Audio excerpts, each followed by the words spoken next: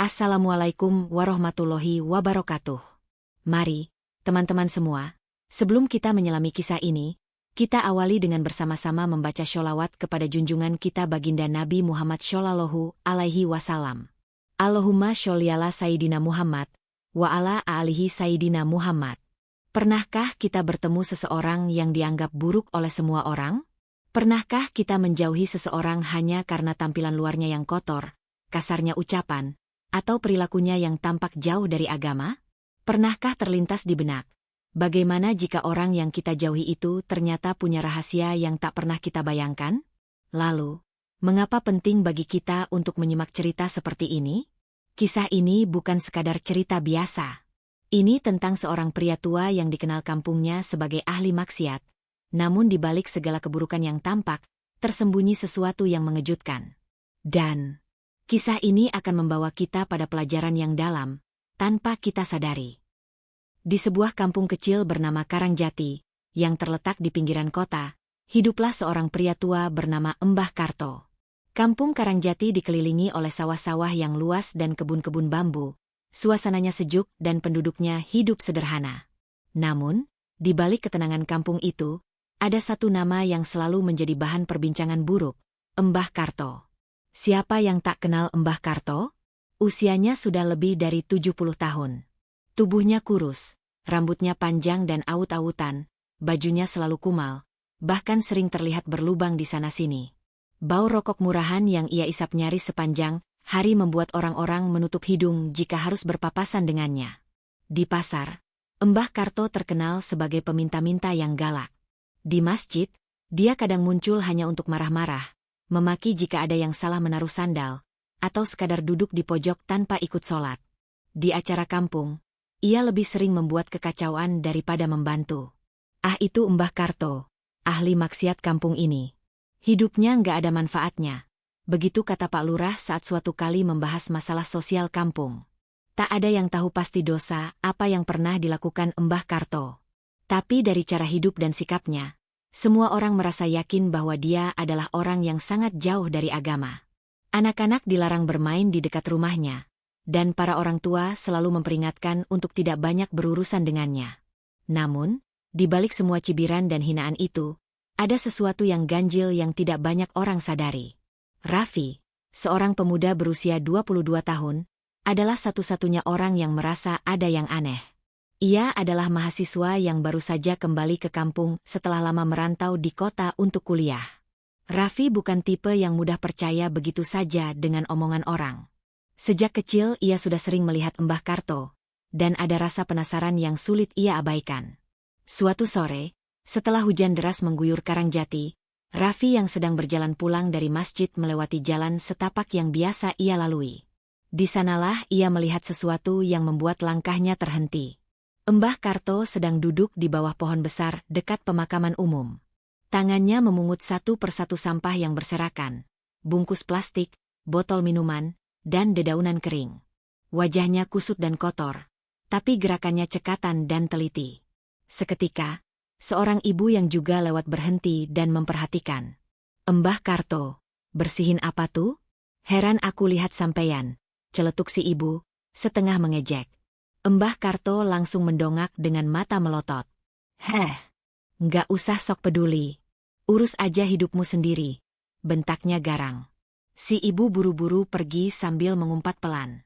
Raffi yang sejak tadi memperhatikan dari kejauhan hanya diam. Ia tidak tahu harus berbuat apa. Ada rasa aneh yang menyelusup di hatinya.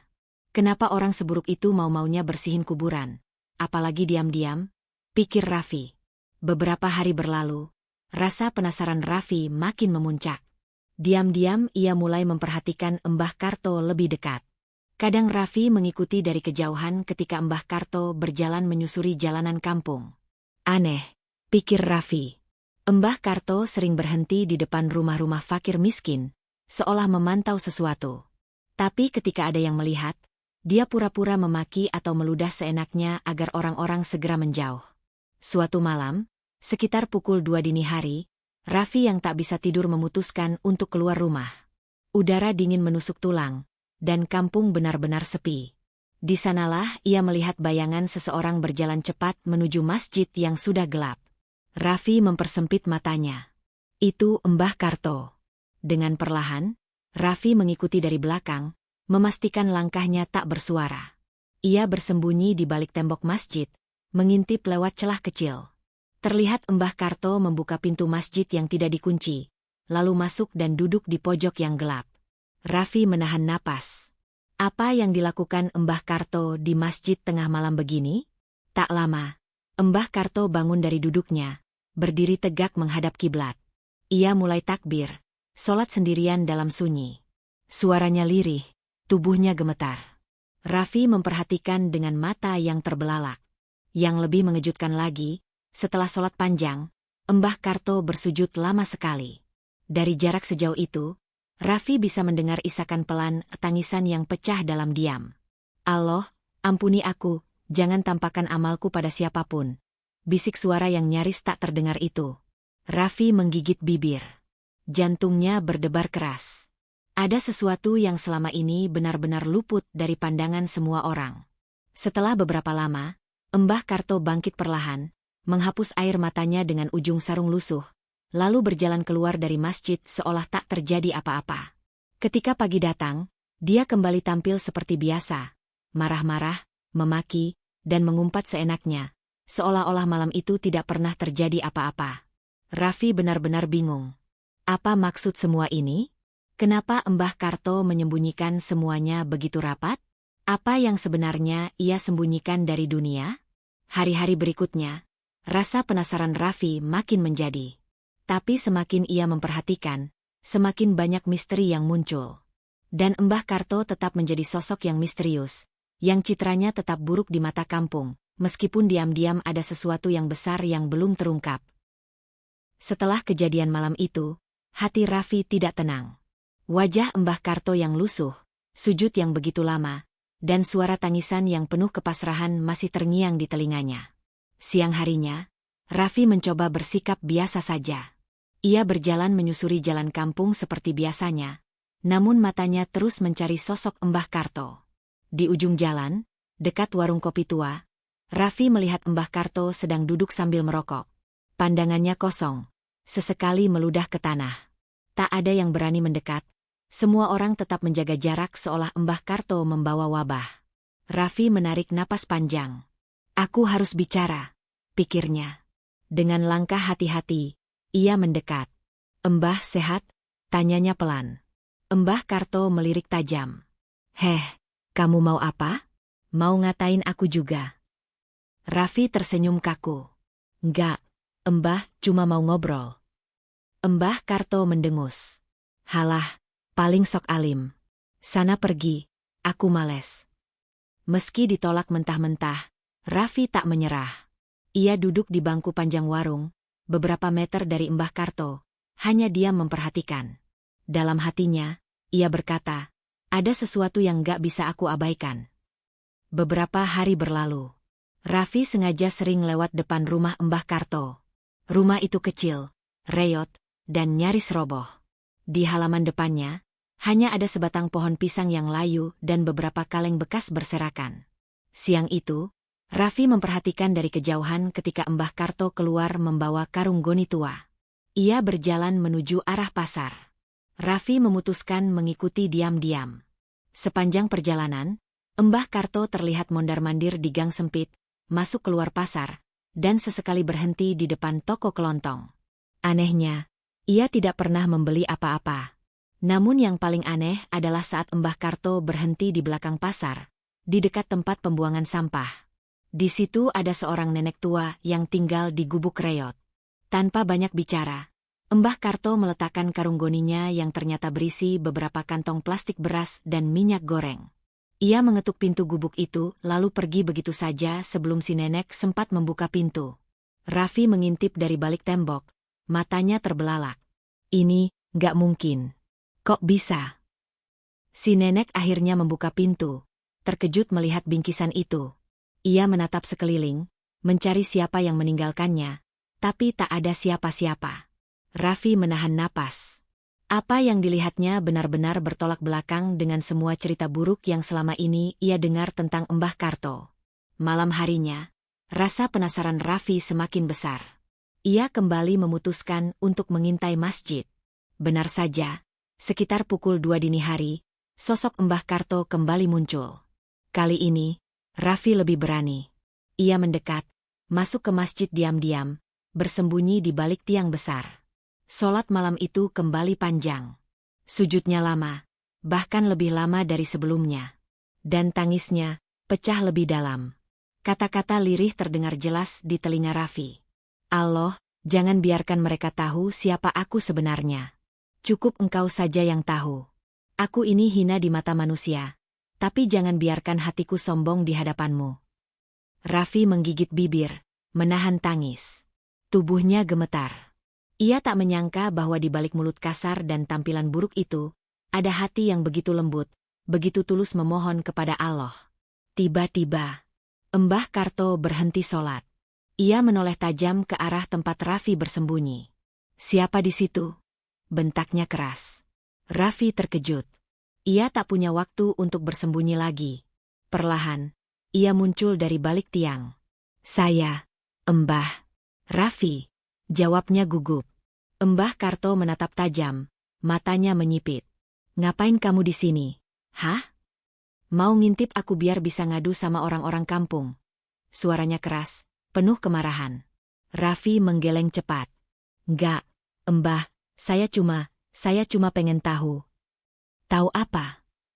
Mau tahu seberapa buruknya aku?" Mbah Karto berjalan mendekat, suaranya bergetar.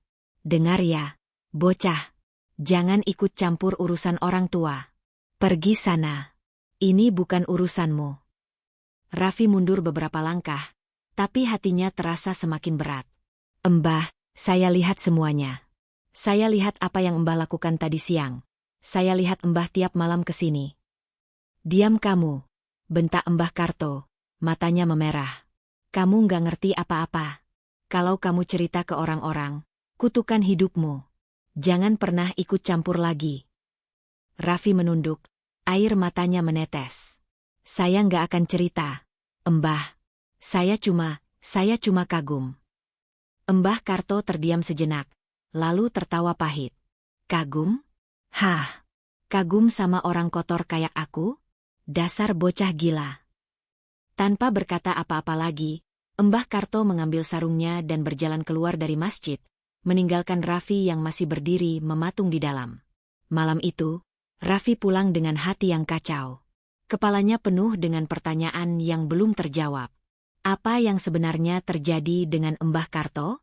Kenapa ia rela dihina habis-habisan, sementara amalnya begitu besar? Apa yang ia sembunyikan dari dunia? Hari-hari setelah kejadian di masjid itu berjalan lambat bagi Raffi. Ia masih belum bisa melupakan tatapan marah dan suara bergetar Mbah Karto malam itu. Raffi tahu, ia telah menyentuh sesuatu yang sangat sensitif. Sesuatu yang mungkin sudah lama dikubur Mbah Karto rapat-rapat. Tapi rasa penasaran itu tak kunjung reda. Ada dorongan kuat di hati Raffi untuk mencari tahu lebih banyak. Ia mulai bertanya-tanya pada orang-orang tua di kampung, meski dengan hati-hati agar tidak menimbulkan kecurigaan. Suatu sore, Raffi duduk bersama Pak Darno, seorang lelaki tua yang dikenal banyak tahu sejarah kampung Karangjati. Mereka duduk di gardu dekat balai desa, menikmati teh hangat. "Pak Darno," buka Raffi perlahan, "dari dulu Mbah Karto memang sudah begitu, ya? Maksudnya, selalu kelihatan kayak orang yang, ya, gitu." Pak Darno mengerutkan kening. Kamu kenapa tiba-tiba nanya Mbah Karto?" Raffi tersenyum tipis. "Cuma penasaran aja, Pak. Soalnya dari kecil sampai sekarang, orang-orang selalu ngomong jelek tentang dia." Pak Darno menarik napas panjang. "Anak muda, kamu belum banyak tahu. Orang kayak Mbah Karto itu, ya, memang aneh. Tapi dulu, dia nggak kayak sekarang." Raffi menajamkan pendengaran. "Maksudnya gimana, Pak?" Pak Darno menatap jauh ke depan, seolah mengingat sesuatu yang lama sekali terkubur. "Dulu, waktu masih muda, Karto itu orang yang paling dihormati di kampung ini. Pintar agama, dermawan, sopan, semua orang suka sama dia. Raffi terbelalak. Serius, Pak?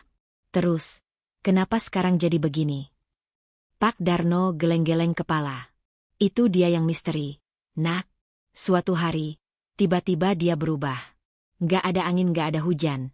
Tiba-tiba dia jadi pemarah, mulai hidup ngawur, bahkan istrinya kabur ninggalin dia. Sejak itu, orang-orang mulai menjauh. Kami nggak pernah tahu apa yang sebenarnya terjadi.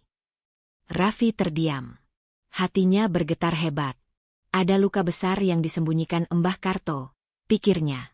Luka yang mengubah segalanya. Malam itu, Raffi merenung lama di kamarnya. Kata-kata Pak Darno terus berputar di kepalanya. Ia merasa ada sesuatu yang sangat besar dan berat yang ditanggung Mbah Karto, dan ia harus tahu apa itu. Beberapa hari kemudian, kesempatan itu datang tanpa diduga. Raffi sedang berjalan pulang dari pasar ketika melihat Mbah Karto terduduk di pinggir jalan. Wajahnya pucat, napasnya tersengal, dan tangannya memegangi dada. Mbah kenapa? Raffi berlari panik. Mbah Karto mencoba mengusir Raffi dengan tangannya yang gemetar. Pergi, jangan ikut campur. Nggak bisa, Mbah harus dibantu. Raffi bersikeras. Tanpa menunggu izin, Raffi memapah tubuh lemah Mbah Karto ke sebuah bel-bel dekat warung.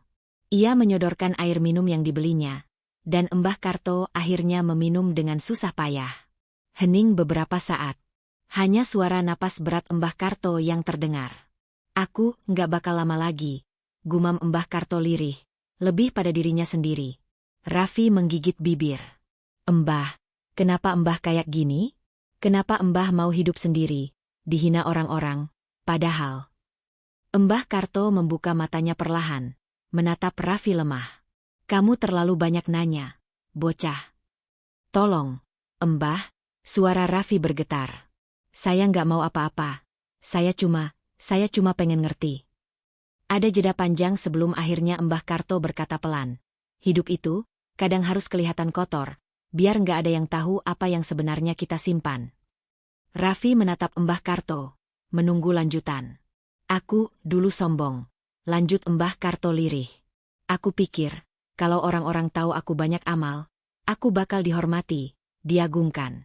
Tapi Allah benci sombong. Semua yang aku bangun dihancurkan dalam semalam. Raffi menelan ludah. Apa yang terjadi, Mbah? Mbah Karto menggeleng lemah. Cukup kamu tahu bahwa semua ini, hukuman sekaligus pelajaran.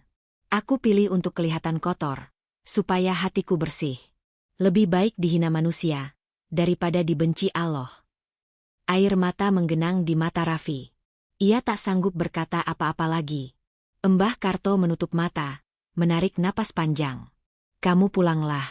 Jangan ikut campur lebih jauh. Ini bukan jalanmu. Raffi mengangguk pelan, meski hatinya menjerit ingin tahu lebih. Ia tahu, malam itu ia baru saja menyentuh permukaan dari sebuah rahasia yang jauh lebih dalam. Beberapa hari setelah peristiwa di pinggir jalan itu, Mbah Karto menghilang. Tak ada seorang pun yang melihatnya di warung kopi, di masjid, atau di jalanan kampung. Orang-orang mulai berbisik-bisik, sebagian mengira ia sakit parah, sebagian lain bahkan menduga Mbah Karto sudah mati di suatu tempat tanpa diketahui siapapun. Namun, bagi Raffi, perasaan yang muncul justru lain. Ia merasa ada sesuatu yang akan terjadi. Setiap malam, ia menunggu di masjid, berharap melihat lagi sosok renta itu datang untuk bersujud diam-diam. Tapi tak ada tanda-tanda. Hingga suatu malam, ketika bulan menggantung pucat di langit, Raffi terbangun karena mendengar ketukan halus di pintu rumahnya. Ia melihat jam dinding, pukul 2.15 dini hari. Dengan jantung berdebar, ia berjalan perlahan membuka pintu. Di depan pintu, berdiri seorang lelaki tua berjubah putih lusuh, namun dengan wajah yang lebih tenang dari biasanya. Mbah Karto. Mbah. Astagfirullah, Mbah, dari mana saja? Raffi berbisik, terkejut setengah mati. Mbah Karto menatap tajam tapi lembut. Ikut aku sekarang. Tanpa banyak bertanya, Raffi mengambil jaket dan mengikuti Mbah Karto yang berjalan pelan menuju arah hutan kecil di belakang kampung. Suasana sunyi, hanya suara serangga malam yang menemani langkah mereka. Jantung Raffi terus berdegup keras. Ia merasa seolah sedang dibawa masuk ke dalam rahasia besar yang selama ini tersembunyi. Setelah berjalan sekitar 20 menit, mereka tiba di sebuah gubuk tua yang nyaris runtuh. Mbah Karto membuka pintu kayu reot itu dan memberi isyarat agar Raffi masuk lebih dulu. Di dalam, hanya ada lampu minyak kecil yang redup dan sebuah sajadah kumal tergelar di pojok ruangan. "Duduk," perintah Mbah Karto singkat. Raffi duduk bersila, masih bingung dan penuh tanda tanya. Mbah Karto duduk di depannya. Untuk beberapa saat, hanya ada keheningan. Sampai akhirnya Mbah Karto berkata pelan, "Kamu pasti bertanya-tanya, kenapa aku seperti ini?" Raffi mengangguk cepat, matanya tak berkedip. "Aku sudah lama berhenti berharap manusia akan paham," lanjut Mbah Karto, suaranya serak. "Tapi Allah menunjukkan sesuatu lewat kamu. Mungkin sudah waktunya sebagian kebenaran ini terlihat." Raffi menggigit bibir. "Saya siap mendengar, Mbah." Mbah Karto menatap lampu minyak yang berkelip pelan. "Dulu, aku memang orang baik, Nak, disegani, dihormati. Tapi hatiku busuk. Aku suka pujian, suka disanjung. Setiap kali aku bersedekah, aku pastikan orang tahu. Setiap kali aku sholat malam, aku pamer lewat cerita." Ia menghela napas panjang, matanya mulai berkaca-kaca. "Sampai satu malam, Allah tunjukkan azabnya. Dalam mimpi, aku didatangi seorang lelaki bercahaya yang berkata, 'Semua amalmu hangus karena kesombonganmu. Mulai besok, kau akan hidup terhina.' Dan benar, Nak, sejak hari itu, hidupku runtuh." Raffi terdiam, menahan napas. "Mulia di mata manusia ternyata racun," lanjut Mbah Karto. "Jadi aku memilih hidup hina di mata manusia, agar hatiku tetap bersih di hadapan Allah. Aku hancurkan semua topengku sendiri. Aku biarkan orang menghina, mencaci. Setiap makian yang kuterima, semoga menjadi penghapus kesombongan masa laluku." Air mata Raffi menetes. "Tapi Mbah, kenapa nggak ada yang tahu semua kebaikan Mbah?" "Itu intinya," jawab Mbah Karto tegas. "Amal yang benar adalah yang hanya diketahui Allah. Aku tak mau jatuh lagi ke lubang yang sama." Mereka terdiam lama. Raffi merasa seolah sedang duduk di hadapan seorang lelaki yang tubuhnya renta, tapi ruhnya memancarkan kekuatan yang luar biasa. Raffi ingin bertanya lebih banyak, tapi Mbah Karto bangkit perlahan. "Sudah cukup untuk malam ini," katanya pelan. "Pulanglah, dan jangan pernah ceritakan apa yang kamu lihat dan dengar malam ini kepada siapapun." Raffi bangkit, berat hati meninggalkan gubuk itu. Tapi dalam hati kecilnya, ia tahu, malam ini adalah malam yang akan mengubah hidupnya selamanya. Dan rahasia Mbah Karto belum sepenuhnya terbuka. Sejak malam di gubuk tua itu, hidup Raffi tak pernah sama lagi. Ia tak hanya melihat Mbah Karto sebagai lelaki tua yang misterius, tapi sebagai seorang guru kehidupan yang tanpa sadar telah menanamkan benih-benih pemahaman yang dalam di hatinya. Raffi mulai memperhatikan bagaimana selama ini dirinya sering haus pujian. Ia mulai berpikir ulang tentang amal dan ibadah yang ia lakukan. Setiap malam, kata-kata Mbah Karto bergema dalam kepalanya. Amal yang benar adalah yang hanya diketahui Allah. Namun, meski pikirannya tercerahkan, hatinya tetap cemas. Sudah hampir 2 minggu sejak malam di gubuk itu, dan Mbah Karto kembali menghilang. Tak ada kabar, tak ada jejak. Di masjid, orang-orang mulai membicarakan hal-hal aneh. "Sudah berhari-hari nggak kelihatan," kata seorang bapak-bapak. "Apa jangan-jangan dia sakit keras di rumahnya?" "Ah, jangan-jangan sudah mati di pojokan mana," sahut yang lain sambil tertawa sinis. Raffi hanya diam, hatinya makin gelisah. Ia memutuskan mencari Mbah Karto ke rumahnya yang reot. Namun, saat tiba di sana, rumah itu terkunci rapat. Jendela tertutup rapat, seolah tak berpenghuni. Raffi mengetuk pintu berkali-kali, tapi tak ada jawaban. Hari berganti malam, dan malam berganti hari. Raffi mulai merasa ada yang sangat tidak beres. Hingga suatu malam, ketika angin bertiup lebih dingin dari biasanya, Raffi bermimpi aneh. Dalam mimpi itu, ia melihat Mbah Karto duduk di bawah pohon besar, mengenakan pakaian putih bersih, wajahnya bersinar tenang. "Kamu sudah cukup belajar," kata Mbah Karto dalam mimpi itu. "Jaga hati. Jangan ulangi kesalahan yang pernah aku buat." Raffi terbangun dengan napas memburu.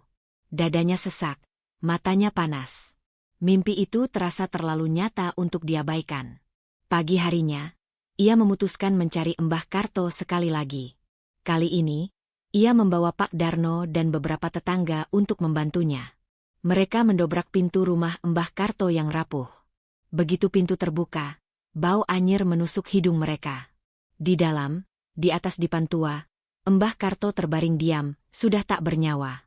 Semua terhenyak. Tubuhnya tampak kurus, tapi wajahnya, anehnya, memancarkan ketenangan yang sulit dijelaskan. Seolah ia pergi dalam damai, tanpa beban. Orang-orang kampung mulai berkerumun, sebagian memasang wajah iba, sebagian lain bergumam lirih. Namun, tak ada yang benar-benar tahu siapa Mbah Karto sebenarnya. Mereka hanya melihat jasad seorang lelaki tua yang selama hidupnya dikenal sebagai ahli maksiat. Raffi berdiri terpaku. Air matanya menetes tanpa bisa ditahan. Ia tahu, ia satu-satunya yang menyadari siapa sosok yang kini terbaring di depan mereka. Tapi janji adalah janji. Rahasia itu akan ia bawa sampai mati. "Selamat jalan, Mbah," bisiknya pelan. "Semoga Allah memuliakanmu di sisinya." Sementara itu, langit di atas kampung Karangjati mendadak kelabu. Angin berhembus lembut, seolah mengantarkan ruh seorang kekasih Allah yang selama ini tersembunyi, menuju haribaannya. Dan misteri Mbah Karto tetap terkubur bersama jasadnya, tanpa ada satupun manusia yang benar-benar tahu kebenarannya. Hari-hari setelah pemakaman Mbah Karto, kampung Karangjati kembali tenang. Suasana yang semula penuh perbincangan tentang sosoknya yang aneh, mulai memudar seiring berjalannya waktu. Orang-orang kembali sibuk dengan kehidupan mereka masing-masing, menganggap Mbah Karto hanya sebagai bagian dari masa lalu yang kini telah tiada. Namun, bagi Raffi, semuanya terasa berbeda. Walaupun jasad Mbah Karto telah dikubur, hatinya merasa seperti ada sesuatu yang hilang, yang belum sepenuhnya terjawab. Ia terus bergumul dengan pikirannya, teringat setiap kata yang pernah diucapkan oleh Mbah Karto. Amal yang benar adalah yang hanya diketahui Allah. Pagi itu, Raffi duduk di masjid, merenung. Ia merasa sangat dekat dengan Mbah Karto, meski tidak pernah bisa mengungkapkan semua yang ia rasakan. Tidak ada orang yang tahu siapa sebenarnya Mbah Karto. Tidak ada yang tahu bahwa ia adalah seorang wali yang rela hidup hina demi menyembunyikan kebaikan dan ibadahnya. Semua orang hanya melihat sisi luarnya yang penuh dengan hinaan dan cemoohan. Tiba-tiba, ia teringat akan suatu kejadian yang tak pernah benar-benar ia pahami, saat Mbah Karto pernah berkata, "Aku memilih hidup hina di mata manusia, agar hatiku tetap bersih di hadapan Allah." Kata-kata itu terus bergema dalam dirinya, membuka mata hatinya yang selama ini sering terlena dengan penilaian orang lain. Raffi merasa tergetar dalam dirinya, sebuah pencerahan yang mendalam. Sebagai manusia, kita seringkali terjebak dalam pandangan orang lain, mengejar pujian, dan takut dihina. Namun, Mbah Karto mengajarkannya untuk tetap menjaga keikhlasan dalam hati, bahkan ketika dunia tak pernah mengerti. Sejak saat itu, Raffi mulai merasakan perubahan dalam dirinya. Ia lebih fokus pada ibadahnya, lebih sabar menghadapi hinaan dan ejekan, dan lebih menghargai setiap amal yang dilakukan hanya karena Allah, bukan karena ingin dipuji manusia. Suatu pagi, ketika ia berjalan menuju masjid, Raffi melihat seorang lelaki tua duduk di sudut jalan, di bawah pohon beringin besar. Orang itu mengenakan jubah lusuh, wajahnya penuh keriput, tetapi matanya bersinar terang. Raffi merasa ada yang sangat familiar dengan sosok itu. Tanpa ragu, ia mendekat. "Mbah?" panggil Raffi pelan, memandang lelaki tua itu dengan penuh rasa ingin tahu. Lelaki itu menoleh, dan senyum lembut muncul di wajahnya. "Iya, Nak. Kamu kelihatan seperti sudah memahami sesuatu." Raffi terpana. Ia merasa seolah melihat bayangan Mbah Karto dalam diri lelaki tua ini. "Mbah Karto?" tanyanya perlahan. Lelaki itu mengangguk, wajahnya dipenuhi kedamaian. "Ya, aku. Tapi ingatlah, Nak, aku hanya manusia biasa. Yang menjadi hakikat itu hanyalah Allah." Raffi terdiam. Ia merasa seperti menerima sebuah petunjuk baru dalam hidupnya.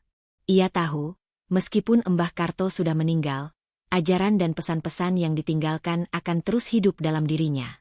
Raffi pun berjanji untuk selalu menjaga hatinya, agar tetap lurus di jalan Allah, meskipun dunia ini terus berputar dengan segala kebisingan dan godaan. Pada akhirnya, Raffi meninggalkan sosok lelaki tua itu dengan rasa damai di hatinya. Ia menyadari, hidup ini bukan tentang bagaimana orang melihat kita, tetapi bagaimana kita menjaga hubungan kita dengan Sang Pencipta, Allah. Beberapa bulan kemudian, ketika Raffi sudah semakin matang dalam pemikirannya, ia memutuskan untuk pergi ke sebuah pesantren untuk mendalami ilmu agama lebih dalam. Di sana, ia ingin menuntut ilmu agar bisa menjadi pribadi yang lebih baik dan lebih ikhlas dalam beramal, sama seperti yang telah diajarkan oleh Mbah Karto. Namun, di balik semua itu, satu hal yang selalu ada dalam hati Raffi, Mbah Karto, seorang wali Allah yang rela hidup dalam hinaan demi menyembunyikan amal dan ibadahnya, akan selalu hidup dalam kenangan dan doa-doa Raffi. Tidak ada yang pernah tahu siapa dia sebenarnya. Dan mungkin memang seperti itulah jalan yang benar bagi seorang kekasih Allah untuk hidup. Dari kisah ini kita belajar bahwa ikhlas adalah puncak dari amal yang paling mulia. Sebanyak apapun kebaikan yang kita lakukan, jika hanya untuk dilihat manusia, maka tidak akan bernilai di hadapan Allah. Justru, amal yang tersembunyi dan hanya antara hamba dengan Tuhannya adalah amal yang paling selamat dari riya dan sum'ah. Sebagaimana firman Allah dalam Al-Quran, sesungguhnya Allah hanya menerima dari orang-orang yang bertakwa. Quran Surat Al-Maidah 27. Semoga kisah ini mengingatkan kita untuk terus memperbaiki niat dalam setiap amal yang kita lakukan, dan selalu menjaga hati agar tetap lurus hanya mengharap ridho Allah. Cerita ini adalah fiktif, dibuat seolah nyata agar kita semua dapat mengambil hikmah dan pelajaran darinya. Jika ada kesamaan nama, tempat, atau kejadian, itu semata-mata hanya kebetulan dan tidak ada unsur kesengajaan. Terima kasih sudah menyimak kisah ini sampai selesai. Jika teman-teman merasa terinspirasi atau mendapatkan manfaat dari cerita ini, jangan lupa untuk like, komentar, dan subscribe agar kami semakin semangat membagikan kisah-kisah penuh hikmah berikutnya. Sampai jumpa di cerita berikutnya. Wassalamualaikum warahmatullahi wabarakatuh.